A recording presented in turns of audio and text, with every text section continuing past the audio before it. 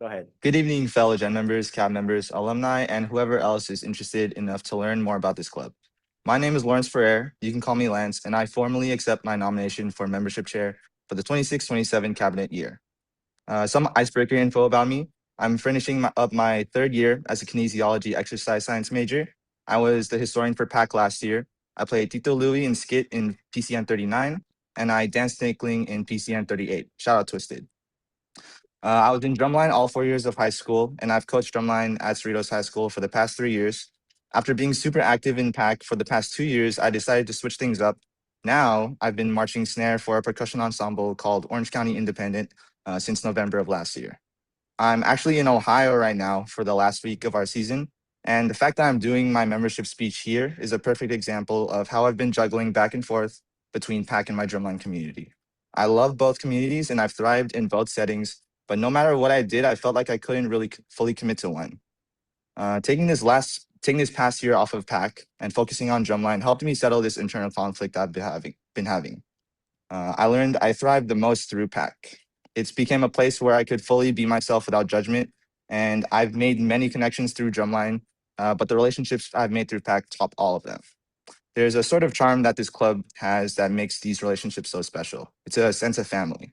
It's so embedded into Filipino culture that the feeling of family feels so natural within PAC, and it's the reason why Gen members keep coming back for more.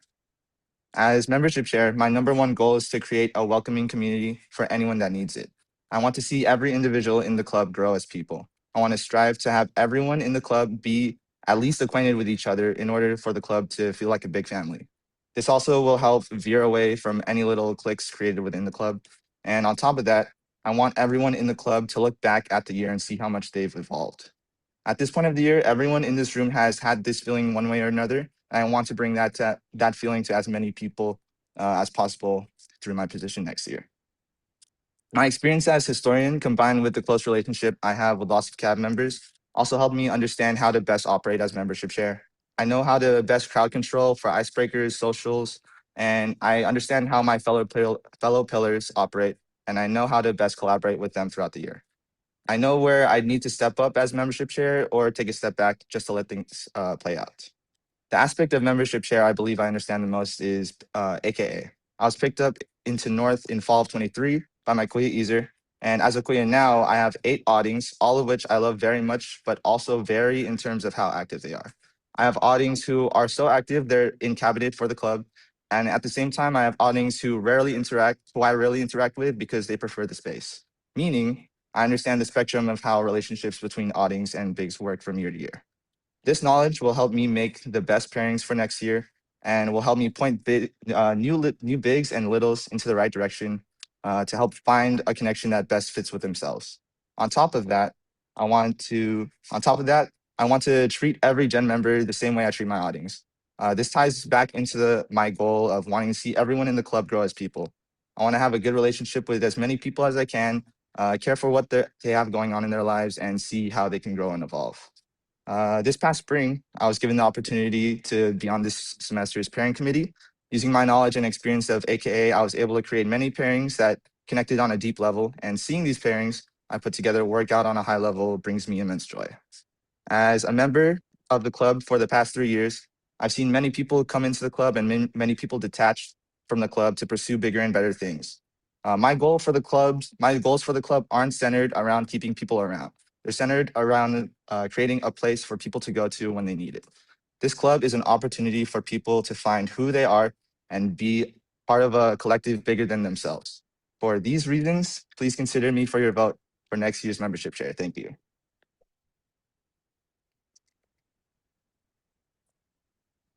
All right, Lance, we're gonna open the questions up to everybody. If you guys have questions, please raise your hand high and speak very, very loud. Just because I know he's on Zoom, so it's gonna be a little bit harder for him to hear. Yeah. All right. Anybody have any questions?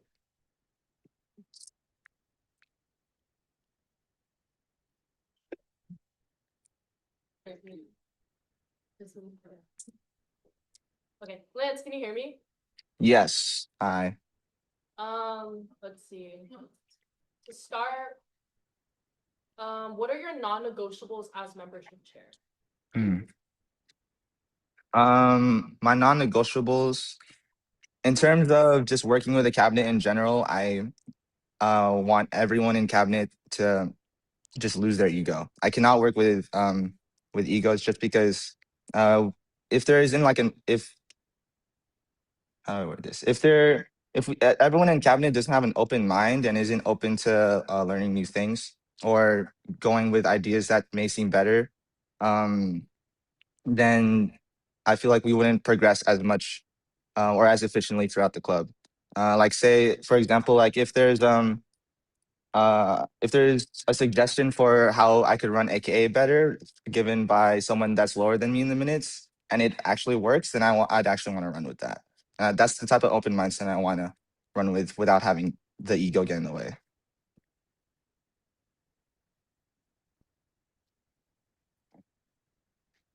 It's just gonna be okay. Let's see. Your pairing committee is one of the most controversial aspects of this position.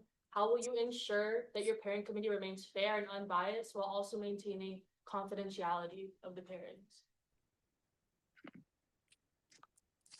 I feel like choosing in the people I choose in the pairing committee, I'd obviously have to know on a deeper level in order for me to trust them in making these pairings. I do know a good amount of upperclassmen that have seemed to they also know a lot about AK and about how big little relationships work like me. Um, I'd go to them first and learn more about how they see AK as a whole. In terms of keeping it unbiased and maintaining confidentiality, I assign more pairings to people not really centered around their fam. Sorry, I would say there was someone from West in my pairing committee. I have them more focused on pairings from other fams like North and South, just because they don't really see people from those fams as much, meaning they would have a less biased point of view when making those pairings. And like for me in North, I feel like I'd work more with like East West, even South, just because I'm like I don't really see people um as much through those fams. Um, but yeah, that's how I'd approach building my pairing committee. Uh, oh, Darren. Hi, Lance. I Okay, my question is, uh, would you honor all Akmikuya audio requests? If not, how would you handle a situation where an individual acts out when not given the person they requested? I feel like Justine handled this really well her year. I'd go off of her because her philosophy was um well, first of all, requests are just uh requests are requests. They're not guaranteed. They're not the end all be all. They're just pointing me in a certain direction that could help me make a pairing. But at the end of the day, if I don't see like the Apekuya um or Apekuya and Auding relationship be genuine, I wouldn't pair them. Mainly because how would I word this? If say a gen member say an ate requests an auditing and they didn't get them, and after learning about them through socials and stuff, they drift away, right? Like if you guys weren't friends after not being paired, then it probably wouldn't have worked out in the first place, if that makes sense. Um, like take from my year, a lot of people thought that James was going to be my outing. I even requested him. Yet he went to you instead. And I'm still like good friends with James at the end of the day, even though that we're not. I'm not his kuya and he's not my outing. You know, it's just situations like that. Like if you if you you can still be friends and still really get to know someone even though you're not necessarily paired with them. That's how I'd explain that to someone if they came up to me about a request that they didn't get. Nice. Hannah, go ahead. Can you hear me? Yep. You mentioned that you want more like focus on gen member engagement or like focus on the gen members themselves. Like what ideas do you have? So one idea, I spoke to some PR candidates because I wanted to.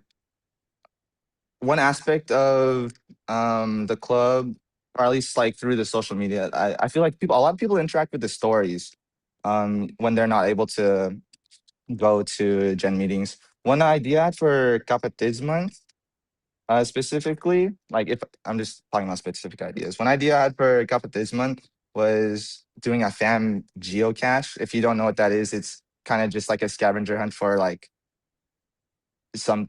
I would basically I would make this charm and we'd post a picture of where it is and I'd hide it somewhere on campus and say the first fam to find it gets X amount of points, type of thing. I also it's just like little things like that where um, people can still interact with the club even though they're like out and about and doing their own thing. Because a lot of people can't really go to meetings, so they go to meetings or events, so they go towards social media and try to connect through there.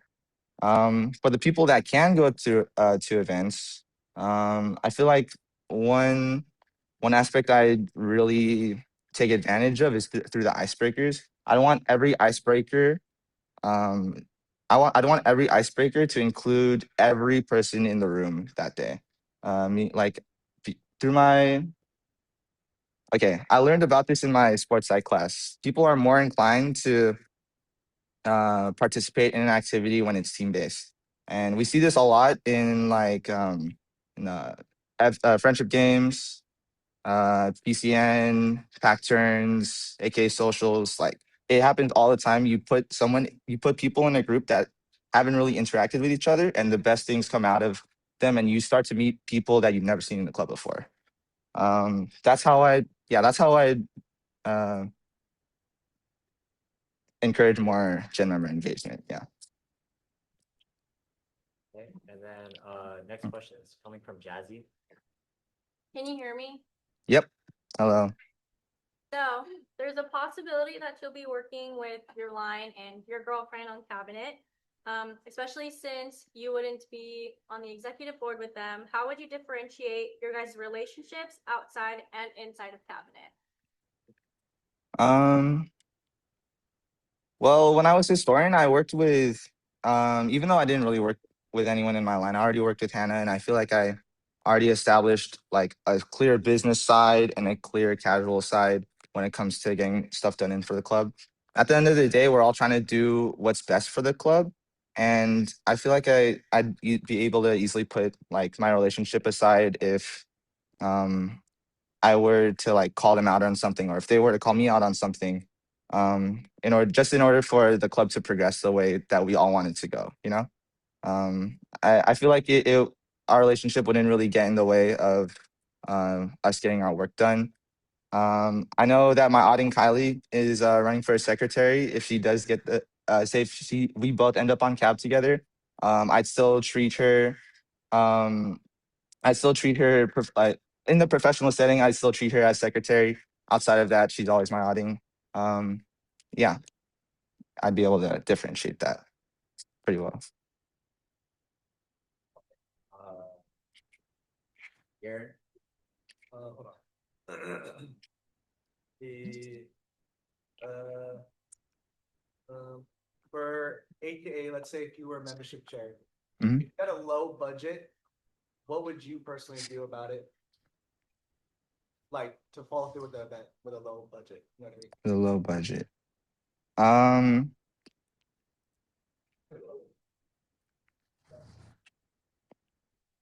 I find at least for the my lifestyle, I always try to find ways to cut costs on things. Even with like if I get a low budget, I'd still not try to break even. I'd still want to be like in the green. I'd still want to be positive with my budget as much as I can. Um, Uh, In terms of specifics, AKA obviously is like the biggest event of the year. One goal I had was to make it an extension of myself, and in doing that, I feel like I'd be willing to contribute some of my funds in order to make my vision happen. So in terms of the budget, I never really saw that as a problem, even if I have a low budget. Like if it's like $100, that's probably gonna be a problem. But like other than that, I never really saw the budget being a problem, just because I feel like I've always managed to find a way to make something happen.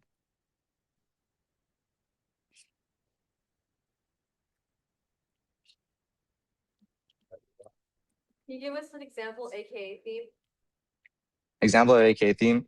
One that I've been really set on is Power Rangers. I kind of I'd really want to do Power Rangers for the fall. I also thought about Star Wars. Just like all four of the fam colors were lightsabers in the Star Wars universe. I thought those were pretty cool. Um, and yeah, I I honestly I was only mainly set on those two. Just because, like I said before, I'd want AK to be an extension of myself, and I feel like those two like potential themes really reside with who I am, and I feel like that those two themes are also something a lot of Gen members would enjoy being a part of. Next question is coming from Raheem. Lance, can you hear me? Yep.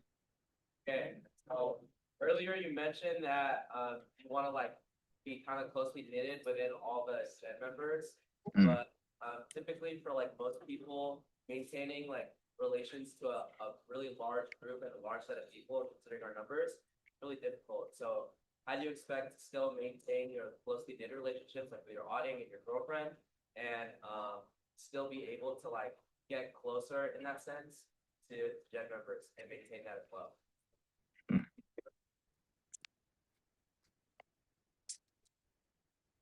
I feel like my time with the Gen members will mostly be centered around when I'm like out and about during like events and stuff.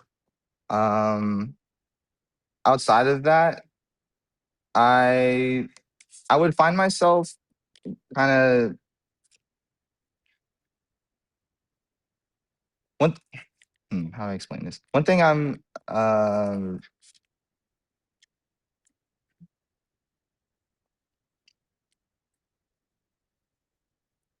I feel like I'm like really interested in learning about people. Obviously, I like in a perfect world, I'd want to know about deeply about everyone. Obviously, I can't hit everyone. Um,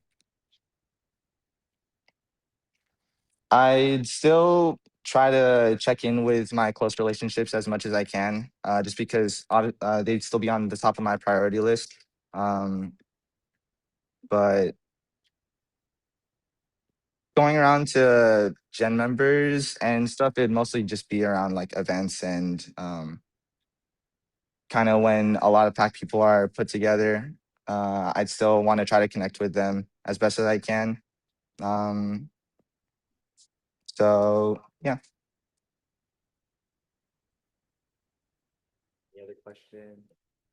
All right, Rochelle. Can you hear me? Mhm. Okay, great.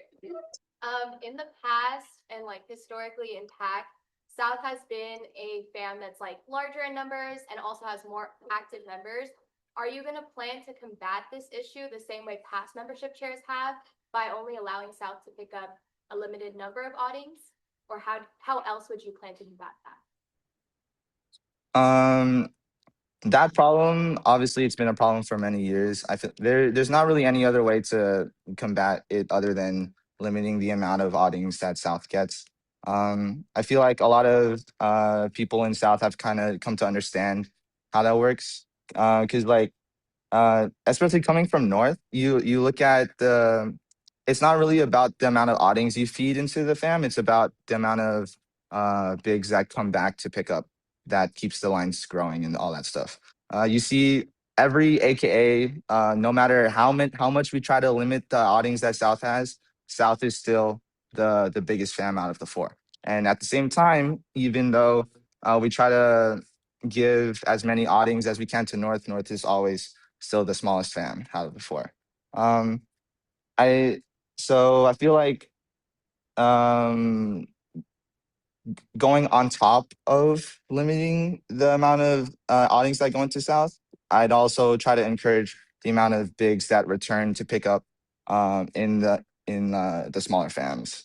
That way, we can actually start to see progression throughout the year, and then we start doing a little bit of this, and then everything kind of like evens out. Um, but then again, that this whole like inflation towards South is still going to last for a couple years, in my opinion. Okay, we have two more questions. Okay, I have one for you, Lance. So, knowing how you were with timelines during your historian year and that you were working towards that end goal of your end of the year video, how are you going to ensure that you'll be able to reach your end goal of successful AK pairings, knowing the timeline isn't as long and the turnaround must be quicker? Um, I feel like the biggest difference between the timeline for my end of the year video and as historian and AKA for membership share, I feel like is when it is during the semester.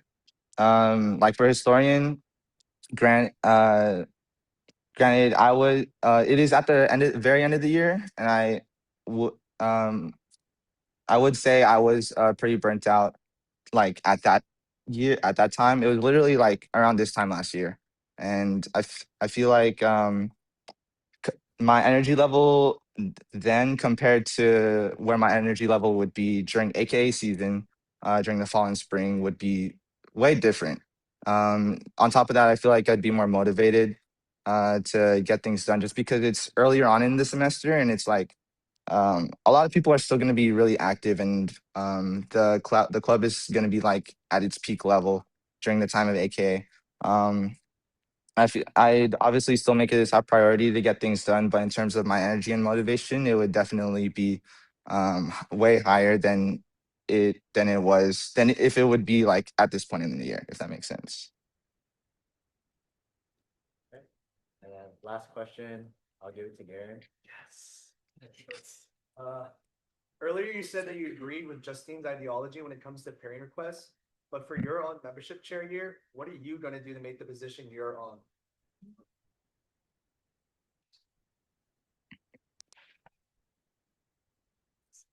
Mm. In terms of making it my own, um, like I said with the AKA theme, this applies to like every aspect of the membership. I want it to be an extension of myself, which is why I made it like a goal of trying to know as many people as I could. I feel like I mean a lot of membership chairs have done that in the past. Um,